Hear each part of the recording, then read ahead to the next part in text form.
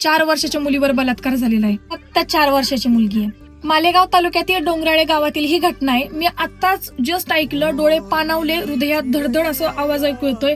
मी सुन्न झालेली आहे आणि विचार येतो डोक्यामध्ये, अरे राक्षस बरा एक वेळेस, पण माणूस नाही. मानसिकतेची एक हद्द असती, ती आता पार झालेली आहे. आम्ही हिंदू धर्माच्या रक्षणासाठी, हिंदू धर्म टिकावा म्हणून एक वेळेस प्रयत्न करतोय. हिंदू धर्माच्या रक्षणासाठी आम्ही लढा देतोय आणि त्याच्याच विरुद्ध बाजूला आपल्या महाराष्ट्रामध्ये एवढा घाण प्रकार घडतोय. तुम्ही विचार करू शकता. आणि त्या पोरीला मारायसाठी त्याने काय केलंय, मागच्या वेळेस जात्याचं पात्र डोक्यात घातलं होतं आणि आता दगड तिच्या डोक्यात घातलेला आहे. तिला कसं मारलंय तुम्ही बघा.